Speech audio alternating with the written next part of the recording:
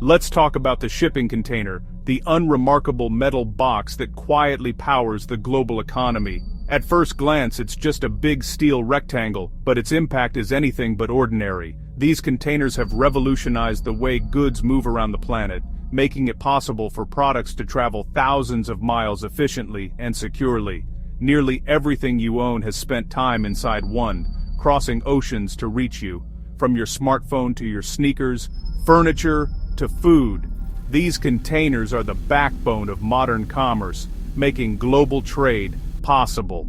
Without them, the shelves in your favorite stores would be empty, and online shopping as we know it wouldn't exist. They connect manufacturers, retailers, and consumers across continents, forming the invisible threads that tie the world together. But when the system breaks, chaos follows. Empty containers pile up in the wrong places, and the world's supply chain grinds to a halt. Ports become parking lots, and businesses scramble to find the goods they need. Right now, we're facing a container crisis of epic proportions, with ripple effects felt in every corner of the globe. Why are these boxes suddenly stuck? The answer: a mix of trade wars, economic missteps, and logistical failures. It's a perfect storm that's left containers stranded, ships delayed, and supply chains tangled in knots. We'll unpack how a US-China trade war triggered this disaster, why companies sometimes abandon containers, and how ports have become gridlocked. We'll also explore how these issues impact prices, availability, and even the environment. This is the story of how the world got buried under a mountain of empty boxes and why it matters to you. The humble shipping container may seem simple, but its journey shapes the world we live in. Let's dive in. The US-China trade war is where this crisis exploded. What began as a series of escalating tariffs and tense negotiations soon spiraled into a full-blown economic standoff, sending shockwaves through the global supply chain. In 2025, the US slapped a staggering 145% tariff on Chinese imports, effectively shutting the door on billions in goods. This was more than just a policy change, it was a declaration of economic war, and the world watched as the two largest economies dug in their heels. Suddenly, US companies stopped buying, Chinese factories halted production, and the flow of goods across the Pacific collapsed. The intricate web of suppliers, manufacturers, and retailers that had powered decades of growth was torn apart almost overnight. Cargo shipments dropped by 60%, and containers meant for US markets sat empty in Chinese ports. Warehouses overflowed with unsold goods, while shipping companies scrambled to find new routes and customers. The world's busiest trade route was paralyzed, with millions of containers stranded. Ships waited endlessly at anchor, unable to unload or pick up cargo, while port workers faced layoffs and uncertainty. The World Trade Organization warned that US-China trade could fall by 80%, a near-total shutdown. Economists predicted ripple effects that would reach every corner of the globe, from small businesses to multinational giants. This single political move triggered a supply chain earthquake, leaving ports awash in empty boxes. The infrastructure built to move goods at lightning speed now stood eerily still. The result: a global pileup, with containers stuck on both sides of the ocean. From Los Angeles to Shanghai, the world's ports became parking lots for unused steel boxes. The trade war didn't just slow things down, it broke the system. The delicate balance of global commerce was shattered, and the consequences rippled through industries from electronics to agriculture. And the first sign was the mountain of empty containers, monuments to a shattered trade relationship. Each one told a story of lost opportunity, broken contracts, and livelihoods put on hold. The fallout was just beginning.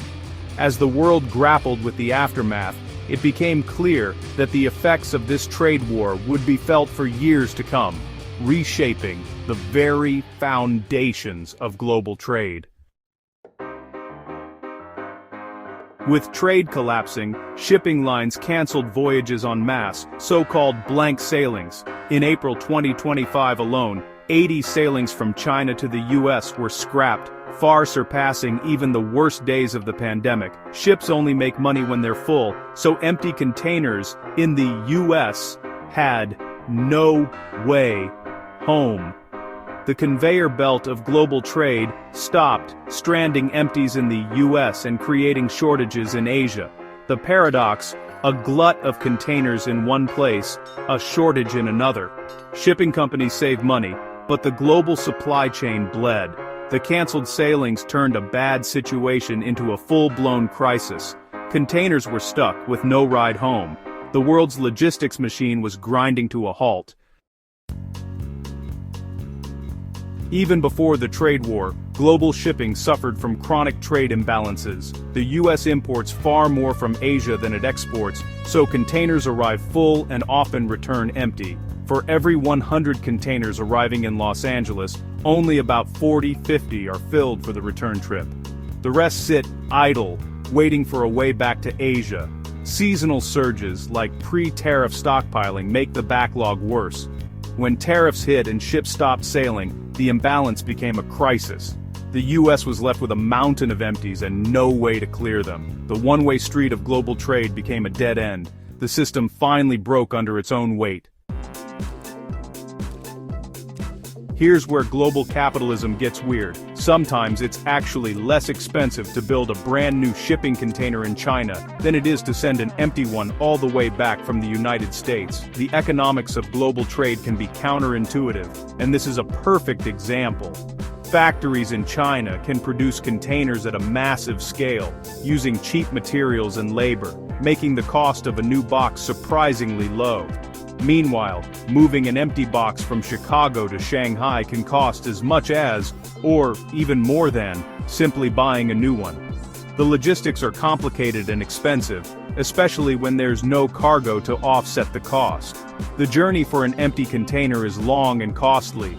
It involves trucks hauling the box to a rail yard, trains carrying it across the country, storage fees while it waits at a port, and cranes loading it onto a ship for the return trip. Each step adds another layer of expense. If the total cost of repositioning an empty container approaches $2,000, shipping lines often decide it's not worth it. Instead, they simply order new containers from China and leave the old ones behind, abandoned in lots or storage yards. The result is a growing pile of empty containers in import-heavy regions like the US and Europe. These steel boxes are left to rust, unused and unwanted, because it's just not profitable to send them home.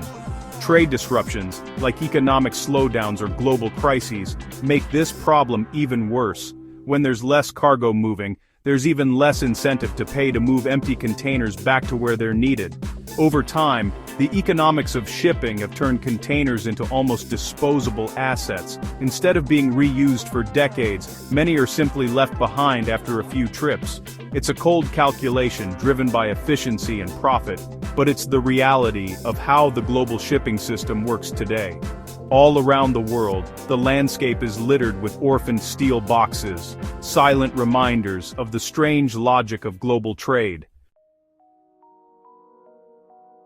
With nowhere to go, millions of empty containers clog major ports like Los Angeles and Long Beach. Ports are designed for flow, not storage, so the pileup creates gridlock. Empty containers take up space needed for imports, forcing workers to play a frustrating game of Tetris. Trucks wait for hours, burning fuel and losing money as congestion spills outside the port gates. The entire rhythm of the port collapses, slowing everything down. Even when ports try to move empties at night, trucking companies can't keep up. The result: ports overwhelmed and underutilized, drowning in steel. It's a perfect storm of inefficiency, turning vital trade gateways into parking lots. The cost and chaos ripple through the entire supply chain.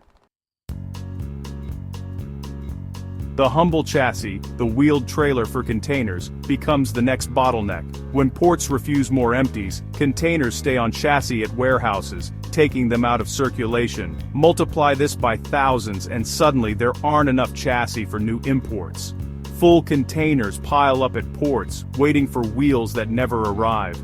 The shortage drives up costs and slows deliveries, as truckers waste hours searching for equipment. The domino effect empties create a chassis shortage, which creates a pileup of full containers. Costs rise, efficiency drops, and delays multiply. The simple chassis becomes the weak link that can cripple billion-dollar operations. All because the empties aren't moving. Why should you care about empty containers? Because the effects hit home. Broken supply chains mean empty shelves at stores and higher prices for everything from electronics to furniture. Every delay and bottleneck adds cost, which gets passed on to you. Inflation rises, and finding what you want becomes harder. The crisis threatens the entire U.S. economy, with risks of recession and job losses. Construction, manufacturing, and retail all suffer as imports dry up. China faces its own economic pain, with factories closing and exports plunging. Companies scramble to shift sourcing to other countries, causing more chaos. The container crisis is now a global economic crisis. It's not just a shipping problem, it's everyone's problem. So, how do we fix this? The fastest solution: end the trade war and roll back tariffs, restoring the incentive to move goods and containers. Ships would sail again, clearing the backlog of empties. In the meantime, ports are trying workarounds, like inland depots and better coordination, to ease the pressure. But these are just patches on a broken system. The real lesson: our global supply chain is fragile, built for efficiency, not resilience. Maybe it's time to rethink how we trade, manufacture, and move goods. For now, we have to unstack this mess, one container at a time.